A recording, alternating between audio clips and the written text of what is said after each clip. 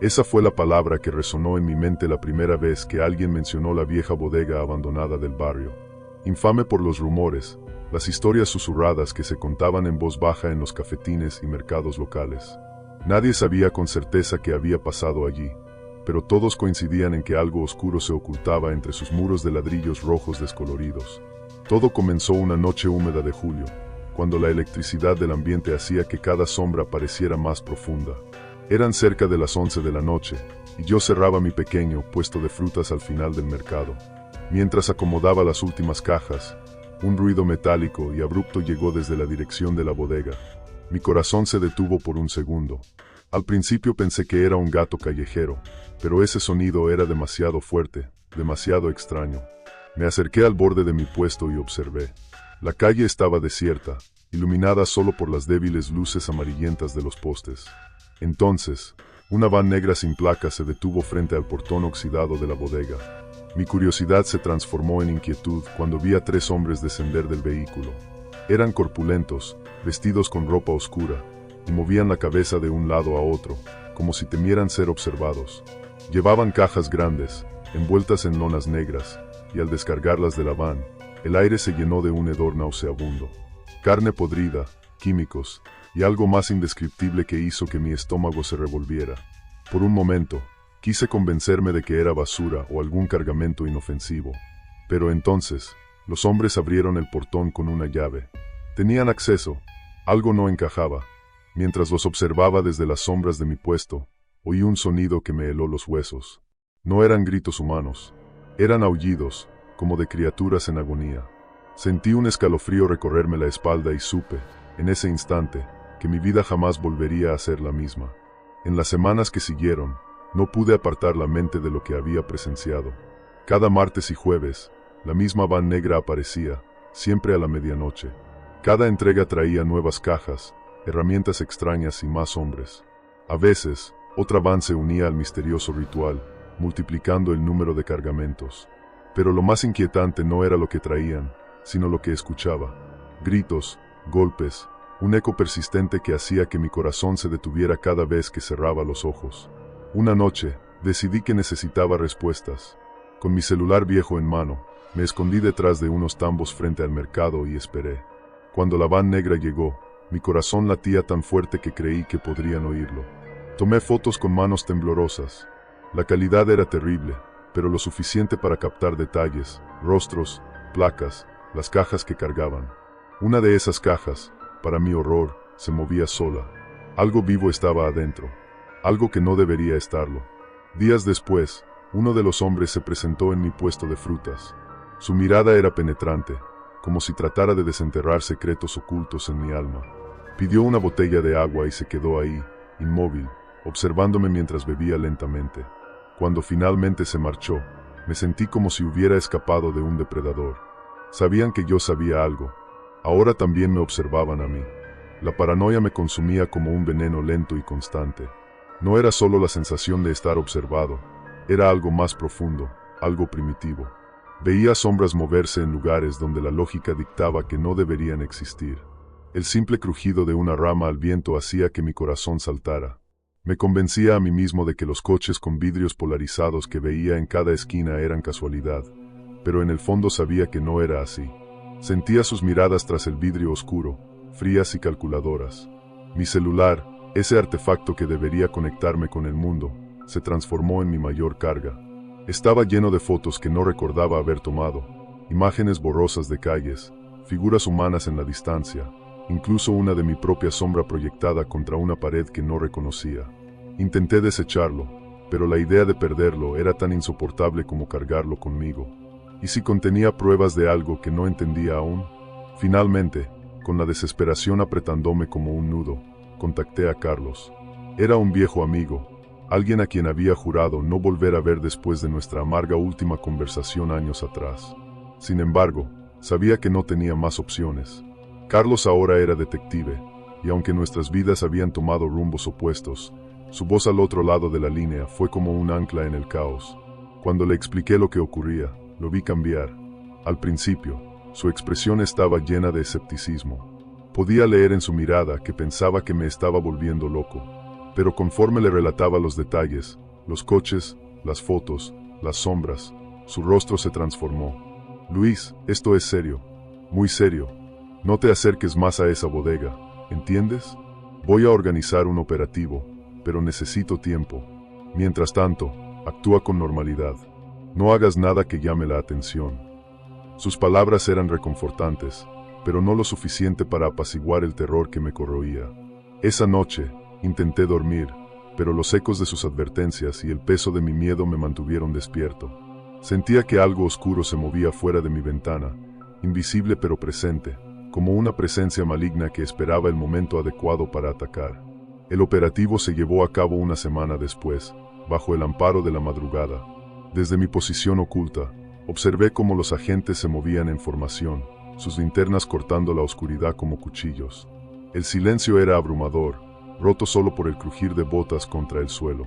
Todo sucedió rápido, gritos, disparos, el estruendo de vidrios rompiéndose y el ulular de las sirenas que llenaron el aire. Desde donde estaba, vi cómo los hombres eran sacados de la bodega uno por uno, esposados, con rostros endurecidos por el miedo o el odio. Algunos estaban heridos, otros apenas conscientes. Pero lo que realmente me heló la sangre fue lo que salió después. Paramédicos emergieron con camillas cubiertas por sábanas blancas. A primera vista, parecía una escena típica, pero algo estaba mal. Las sábanas se movían, y los sonidos que provenían de ellas no eran humanos. Eran gorgoteos, susurros agónicos, ruidos que parecían salir de gargantas que no deberían emitir sonido alguno. Mi piel se erizó. Carlos se acercó a mí con el rostro pálido, los ojos llenos de un terror que nunca le había visto. Luis, lo que encontramos aquí no es solo un crimen. Es una abominación. Tráfico de personas, experimentos ilegales, pero hay algo más. Algo que no puedo explicarte ahora. Necesito tiempo para procesar esto. Intenté preguntarle más, pero me apartó con un gesto antes de desaparecer entre el caos de la operación. Esa noche regresé a casa con la sensación de que nunca estaría seguro de nuevo.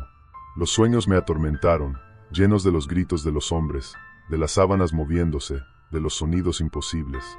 La bodega fue sellada y acordonada al día siguiente, pero en mi interior sabía que no era suficiente. No se puede contener el mal puro con cintas amarillas. Algo había despertado en ese lugar, algo más oscuro que los secretos humanos. Y mientras contemplaba la sombra de mi ventana, supe que nunca volvería a sentirme en paz. Esa es la palabra que mejor describe la sensación que me invadió cuando entré por primera vez a esa casa antigua en Tlaquepaque.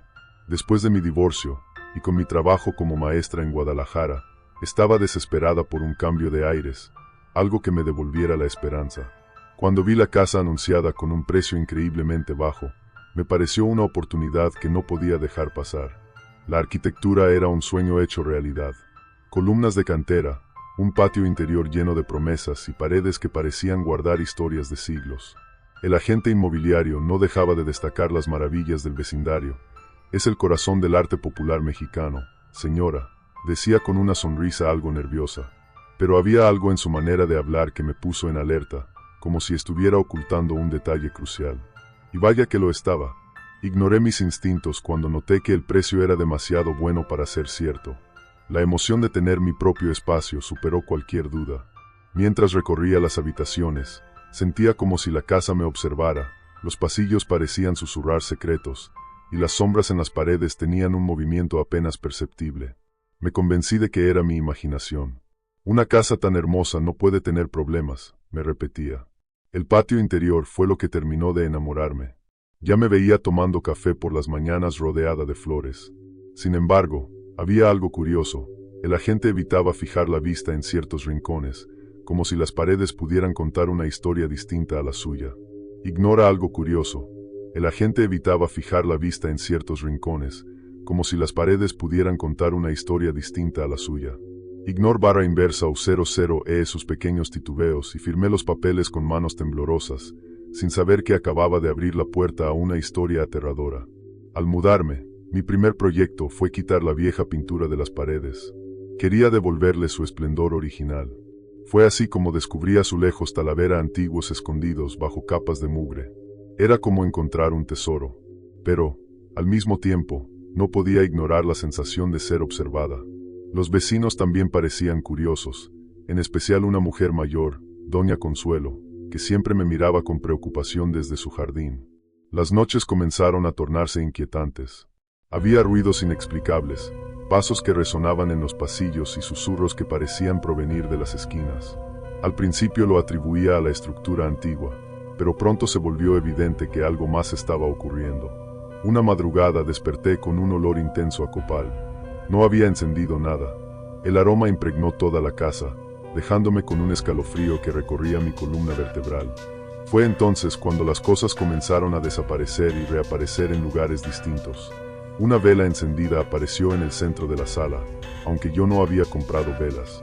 Las pesadillas también empezaron. Gritos, violencia y escenas relacionadas con narcotráfico invadían mis sueños cada noche. Sentía que la casa trataba de comunicar algo. Finalmente, doña Consuelo decidió hablar conmigo. En voz baja me contó sobre la historia oscura del vecindario, mencionando cárteles y desapariciones. Sentí que se me helaba la sangre. Había comprado una casa con un pasado manchado de sangre. La curiosidad se apoderó de mí y comencé a investigar. Encontré un diario escondido detrás de un altar en la sala. Sus páginas narraban la historia de una familia que había sido destruida por su conexión con el narcotráfico. Cada palabra me dejaba más perturbada. Una noche, mientras leía, escuché un murmullo claro y desesperado: «Ayúdanos». Mi don de la infancia regresó. Cuando era niña, podía ver a quienes ya no estaban vivos. Estas figuras solían aparecer en los momentos más insospechados, al doblar una esquina del viejo patio de mi abuela o entre los árboles del parque al atardecer. Este don, sin embargo, desapareció después de un ritual que mi madre organizó. Fue una noche lluviosa. Recuerdo el sonido de las gotas contra las ventanas mientras mi madre murmuraba palabras en un idioma que no comprendía. Desde entonces, mi mundo se volvió silencioso, y con el tiempo pensé que había sido solo producto de mi imaginación infantil. Pero ahora, en esta casa, todo había cambiado. El don había vuelto con una intensidad aterradora. Las sombras en los pasillos ya no eran solo juegos de luz. Eran figuras humanas que se detenían a observarme con miradas cargadas de emociones que no lograba descifrar. Por las noches, oía susurros que parecían brotar de las paredes, y a veces sentía una presencia helada junto a mi cama. Cada rincón de la casa parecía contar una historia oculta, un sufrimiento no resuelto que clamaba por ser escuchado. Mi miedo aumentó el día que descubrí un compartimento secreto en el sótano. Tropecé con él mientras limpiaba un rincón lleno de cajas polvorientas. Dentro, encontré un pequeño cofre que contenía fotos, documentos y una pistola oxidada. Una fotografía destacaba entre las demás, un joven llamado Miguel. Su mirada triste y melancólica me hizo pensar que era una pieza clave del rompecabezas que rodeaba a esta casa. Esa misma noche, mientras intentaba conciliar el sueño, su espíritu se me apareció por primera vez. No hablaba, pero sus gestos eran claros. Movía la cabeza de un lado a otro y señalaba con insistencia hacia el sótano. Armada de valor y con una linterna en mano, descendí al sótano. Cada paso que daba resonaba como un eco interminable en la oscuridad. Al llegar al fondo, noté un nicho oculto tras unas tablas podridas. Con esfuerzo, logré moverlas y lo que vi me dejó sin aliento. Un montón de huesos humanos descansaba allí, olvidado por el tiempo. En ese instante, el aire se volvió glacial, y las voces que había escuchado antes se intensificaron, llenando el espacio con un murmullo caótico. Comprendí entonces que esta casa no solo guardaba secretos, sino también un profundo sufrimiento que los espíritus necesitaban liberar. Decidí actuar. Recordé algunos rituales que mi abuela había realizado cuando yo era niña y recopilé los elementos necesarios: flores de cempasúchil, copal y velas de colores. La noche del ritual, el ambiente era casi insoportable. A medida que recitaba las palabras y encendía las velas, los objetos de la habitación comenzaron a volar, como si una fuerza invisible quisiera impedir mi avance. Las paredes parecían gritar, y las sombras se arremolinaban en un caos que me dejó al borde del pánico. Pero algo dentro de mí, tal vez el mismo don que había regresado, me dio la fuerza para continuar. Al finalizar el ritual, vi cómo las sombras comenzaban a disiparse. Uno a uno, los espíritus encontraron la paz que habían buscado durante tantos años. Miguel fue el último en partir. Antes de desaparecer, se volvió hacia mí y con una voz apenas audible dijo: «Gracias. Cuida la verdad». La casa, que había sido un lugar de oscuridad y tormento, Ahora respiraba tranquilidad. 10 años después, vivo aquí feliz con mi familia. Mis hijos, Miguel y Consuelo, juegan en el patio donde una vez liberé almas atrapadas. La luz que inunda este hogar es un recordatorio constante de que enfrentar el pasado, por más aterrador que sea, es la única manera de construir un futuro lleno de paz y esperanza. Insólito. Esa fue la palabra que me atravesó la mente cuando pisé por primera vez las instalaciones del Hospital Psiquiátrico Santa Esperanza, ubicado en un rincón olvidado de la Sierra de Michoacán. Recién egresado de medicina, me habían asignado el turno nocturno en un lugar que parecía atrapado en el tiempo. Sus muros antiguos, cubiertos de grietas y moho, parecían murmurar historias que nadie se atrevía a contar. La primera noche fue como un salto al vacío. Me recibieron con miradas furtivas y palabras susurradas. «Aquí pasan cosas extrañas», me dijo una enfermera con voz apagada antes de desaparecer en la penumbra del pasillo. Me reí nervioso, pensando que se trataba de bromas para asustar al novato. Pero algo en su expresión me dejó inquieto. Mi trabajo consistía en supervisar a los pacientes durante las horas más silenciosas. El hospital, que de día bullía de actividad, se transformaba en una tumba viviente al caer la noche. Las luces parpadeaban intermitentemente, y el silencio era roto solo por el eco de mis propios pasos. Durante mi primera ronda, no pude evitar sentir que algo me observaba desde las sombras. Fue cerca de las 3 de la mañana cuando escuché por primera vez un sonido peculiar, un golpeteo rápido y constante proveniente de la sala de archivos. Al llegar, la puerta estaba entreabierta, aunque juraría que la había cerrado antes de iniciar mi recorrido. Dentro, los expedientes estaban desperdigados por el suelo, como si alguien los hubiera revisado frenéticamente. No había nadie. Esa misma noche, uno de los pacientes, un anciano que siempre se mantenía en silencio, me detuvo al pasar frente a su cuarto. «Él está buscando», dijo con una voz tan tenue que apenas pude entenderlo. Cuando le pregunté quién, solo me miró fijamente y se tapó con la cobija. El escalofrío que recorrió mi cuerpo fue incontrolable. Con el paso de las semanas, los eventos extraños se multiplicaron. Las puertas se abrían solas, los medicamentos desaparecían de los gabinetes y los pacientes comenzaban a tener comportamientos erráticos. Pero lo peor eran los susurros.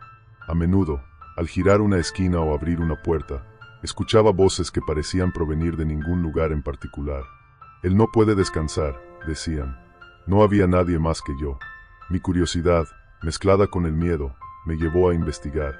Hablé con Marta, una enfermera veterana que había trabajado en el hospital durante más de 20 años.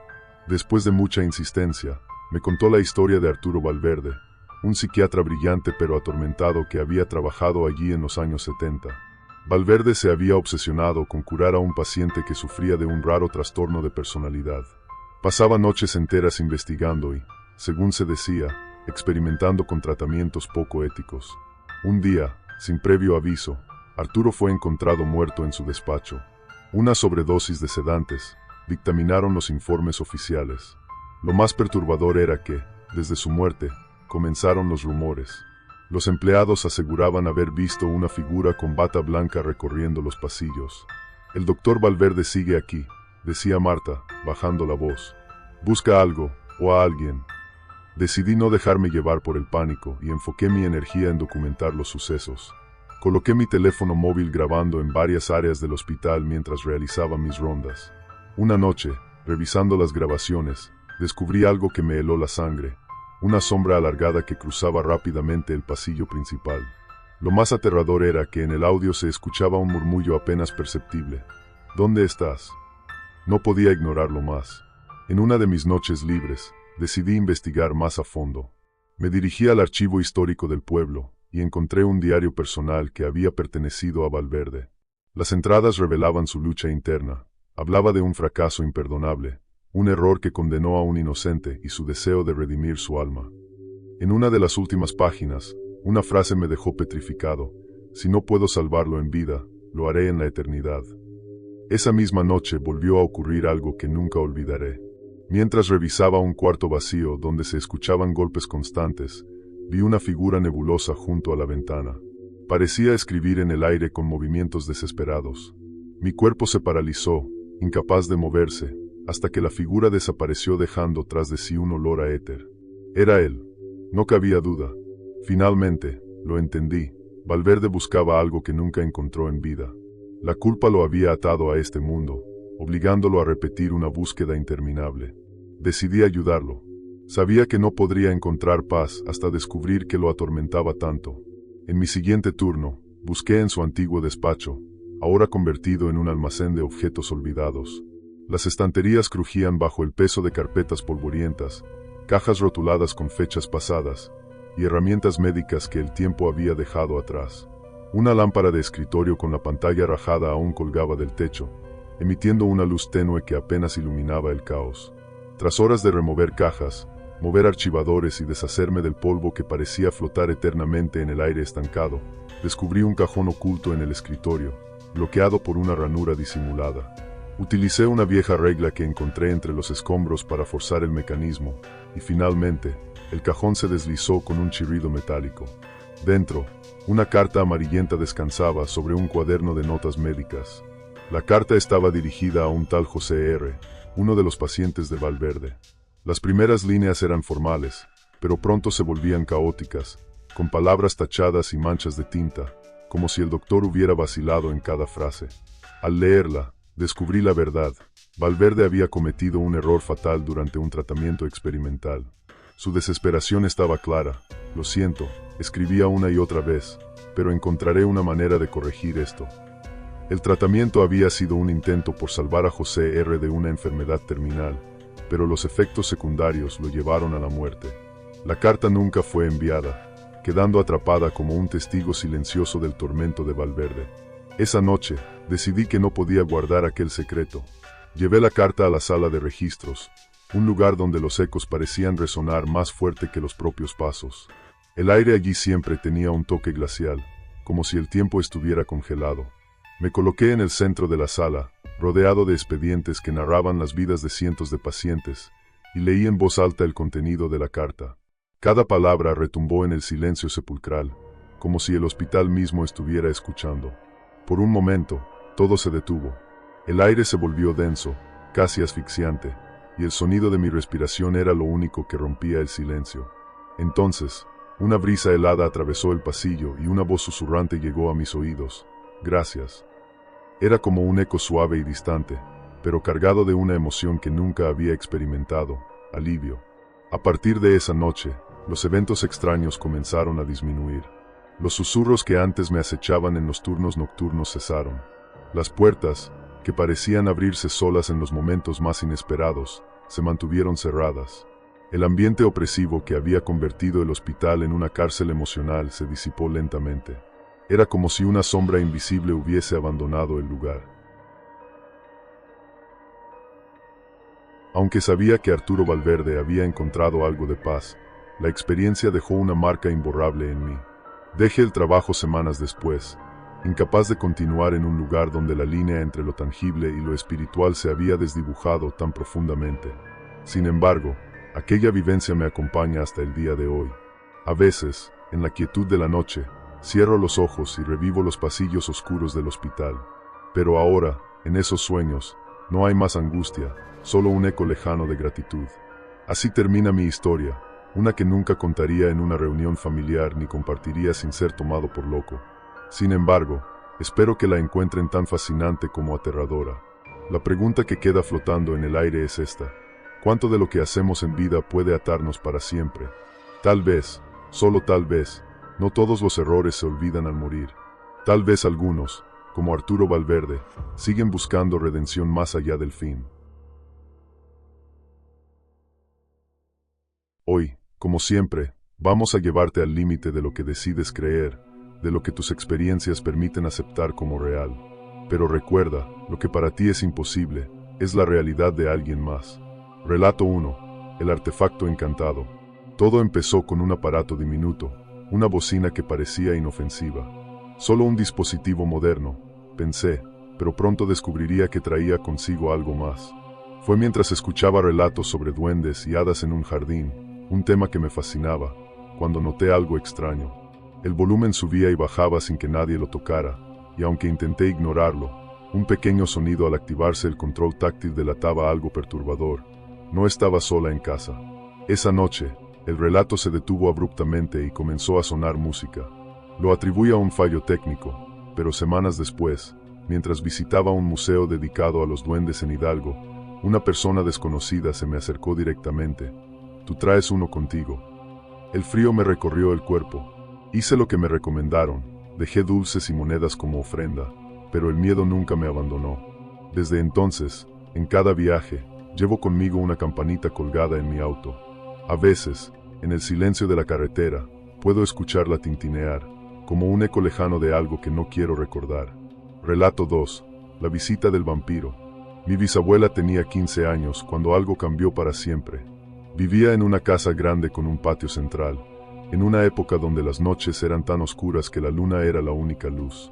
Una de esas noches, al no poder dormir, salió al patio con una silla para esperar el sueño. Fue entonces cuando lo vio, un hombre alto y delgado, parado en el portón. Primero pensó que era una sombra, pero mientras se acercaba, notó sus rasgos. Él sonrió, y mi bisabuela entró en un trance que la dejó inconsciente. A partir de esa noche, extrañas marcas comenzaron a aparecer en su cuerpo, mordidas en el cuello, los brazos, los tobillos. Soñaba con el hombre, quien cada vez se mostraba más claro. En sus sueños, él era joven, atractivo, y su perfume, embriagador. Le prometía que la llevaría con él, y ella, enamorada, aceptaba. Todo culminó cuando su madre la encontró en brazos de aquel hombre.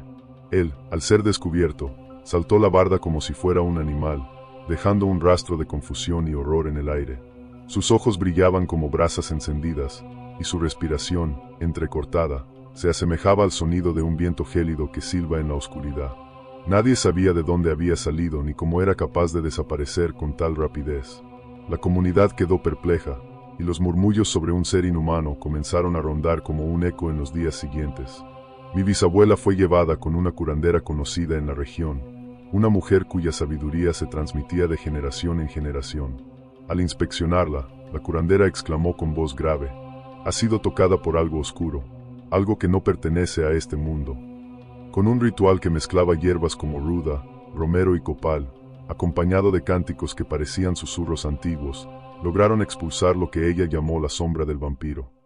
Además, le entregaron un amuleto de plata con una cruz labrada, advirtiéndole que jamás se separara de él. Con el tiempo, mi bisabuela contaba cómo las noches en aquella casa nunca volvieron a ser iguales. Escuchaban arañazos en las ventanas, susurros incomprensibles en los pasillos y, en ocasiones, sombras que se movían rápidamente por los rincones. A pesar de todo, vivió hasta los 99 años, y en su ataúd, el amuleto permaneció firme sobre su pecho, como un escudo eterno contra lo desconocido. Relato 3. La mujer de blanco.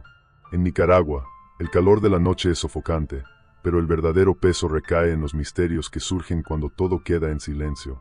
Yo tenía 9 años cuando conocí a la mujer de blanco. Fue en una madrugada silenciosa, entre las 2 y las 3, cuando la vi por primera vez. Estaba jugando a construir castillos de sombras con las manos en la pared de mi cuarto, cuando una luz comenzó a encenderse lentamente a mi derecha. Me volví, y allí estaba ella, una figura etérea, con un vestido blanco que parecía flotar en el aire, y un cabello largo que caía como un manto oscuro. Aunque debería haber sentido miedo, me invadió una calma extraña, como si aquella aparición quisiera protegerme.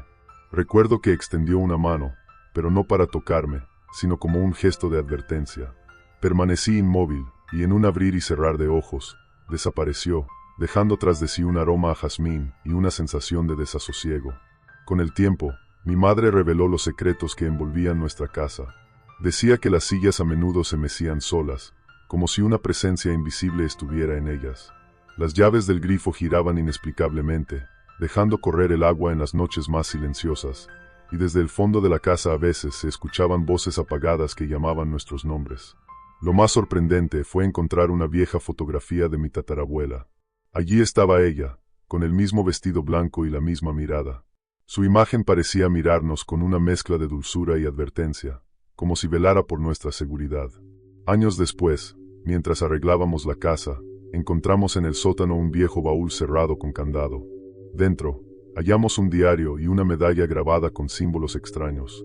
El diario contenía relatos sobre un espíritu que protegía a los miembros de la familia de una entidad oscura que acechaba en los alrededores. Nunca logramos descifrar el origen de aquella maldición, pero desde entonces, la figura de la mujer de blanco dejó de aparecer. El impacto y el misterio. Cada una de estas historias tiene algo en común. Te dejan con más preguntas que respuestas. ¿Qué nos persigue desde el otro lado? ¿Son estas presencias guardianas o advertencias de algo más siniestro? Las leyendas, aunque enraizadas en la superstición, suelen contener fragmentos de verdades que escapan a nuestra lógica. Quizás nuestra cotidianidad esté más entrelazada con lo inexplicable de lo que queremos aceptar. Tal vez nunca sabremos si estos encuentros son manifestaciones de lo que no podemos explicar o simples ilusiones de nuestras mentes. Pero, ¿no es el misterio lo que da sabor a nuestras vidas?